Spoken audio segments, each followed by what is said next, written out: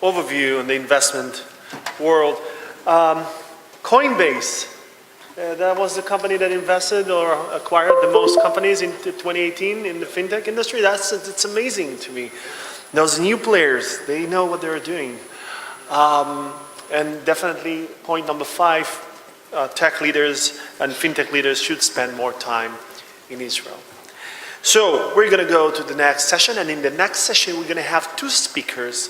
The first one is Avi Cohen, the CEO and co-founder of The Floor, and Desmond Marshall, the managing director of The Floor APAC in Hong Kong. If you didn't know, The Floor has an office or a subsidiary in Hong Kong. Avi, the stage is yours. Thanks everyone. So we're representing both the incumbents and the innovators. So I'll try to walk between the thin line of also representing the interest of our banks and also some of the amazing companies that we work with. So just a quick introduction about The Floor. So we are an innovation arm of 6 international banks operating from Israel and also just recently from Hong Kong. In accumulated terms, our banks have met with more than 350 Israeli companies, are already working with 50 Israeli companies to date. So definitely Israel has become a tier 1 market for these international banks, which I'm sure that you recognize all of them, although I think we're missing some of them below. Oh, there it is.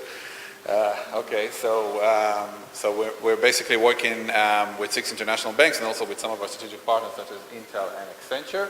And our motto is that we're helping our banks shape the bank of the future. And this is what I want to discuss in the next couple of minutes and try to show you a little bit of how our vision of the architecture of the bank of the future. So as I mentioned, I mean, this is our vision, and the way that we see it today is basically the landscape of the current banking versus FinTech is illustrated as the above.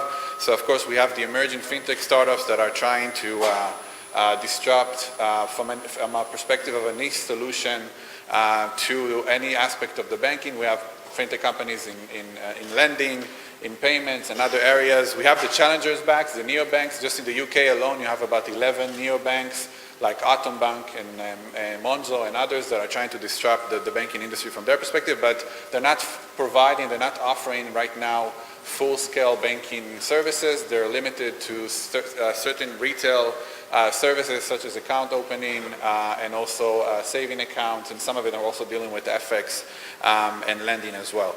And of course we have the traditional banks that are continue and still are providing the traditional banking services from retail to corporate banking to trading platforms and so forth.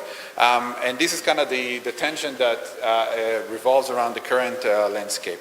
If we go into where our vision is in terms of what the banks will look like in 10 years from now, we see it as a purely game of partnerships between the startups and the banks, but the bank serves as the open API platform, sort of like the playground, and are able to source out and to integrate multiple solutions from FinTech companies that can basically replace current infrastructure for the banks. And we called it, in our name, the supermarkets for new startups. So assuming that the banks have transitioned, have modernized their legacy system and been opened up to consuming those technologies much easier, then they'll be in a position where they have a core banking open API platform that is capable of working with multiple startups, no matter the region and the scale.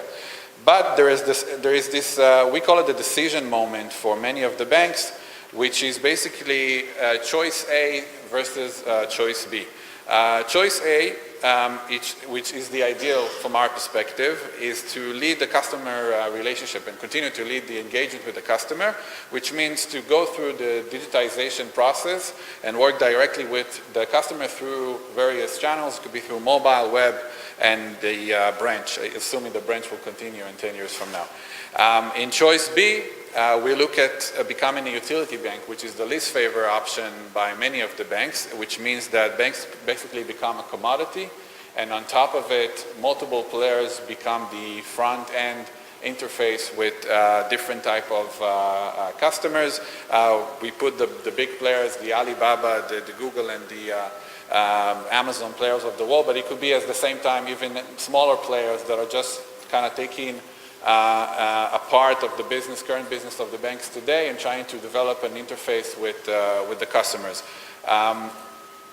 And from our perspective, basically, we see it as a transition into this type of approach in which you can be today, and that's what most of the banks are doing today. They need to choose between two options, and we see it with some of our banks and also some other international banks, is whether you build everything from scratch, so you basically ignore your infrastructure at the moment, and you build this type of a two-way agenda, so you continue with the regular bank to serve the regular customers, but you also build a new interface, a new bank, a digital bank, that is supposed to eventually replace the old infrastructure and start working with the startups at a much higher scale.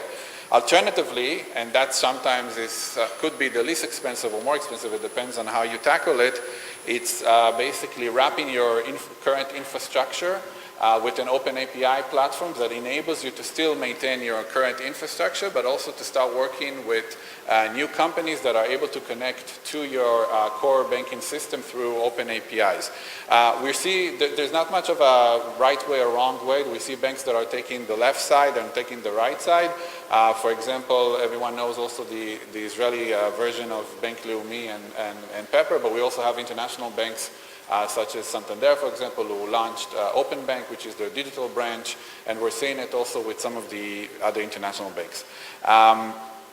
And of course, when you look at the emergence of and the transition into digital services or digital banking solutions, you accept the fact that as you become more open as a bank, you become farther more exposed into cyber risk and cyber threats. And it could be in any type of vertical of the business. So whether if you look at it from a security point of view or even from a customer experience point of view, you need to somehow find yourself in a position where you're capable as a bank, as a financial institution, to tackle different cyber threats or becoming even micro cyber threats in different verticals of your business. Which is why we are recently and very excited to share that we decided to launch the Floor Cyber, which is our new cyber arm and a strategic partnership with cybersecurity group led by General Doron Tamir. And our point is, alongside what we do in FinTech, is to bring the expertise and the know-how in cybersecurity with our team in tackling some of these complex challenges that are faced today by international banks. And of course, you cannot ignore a region that we believe is also shaping the bank of the future and definitely has been leading some of the most interesting innovation today worldwide, and especially coming out from Asia, and is also partly why we decided to expand into Asia. So we see Asia today from two perspectives. First of all, there's a huge cyber security opportunity in Asia.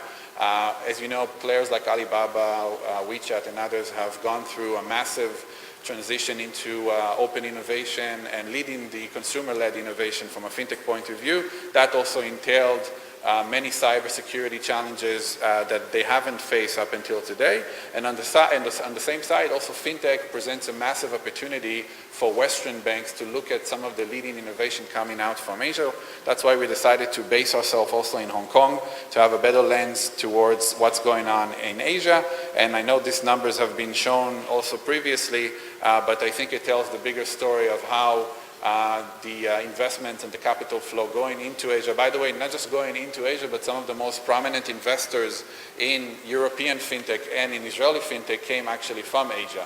So it goes both ways. It's not just the capital coming into FinTech from China and from Hong Kong and Singapore and others, but it also the capital flowing into Europe and into Israel in terms of the FinTech opportunity. So I'll leave it here for Desmond, our country managing director, who looks after APAC for the floor, to talk about the opportunity in Asia.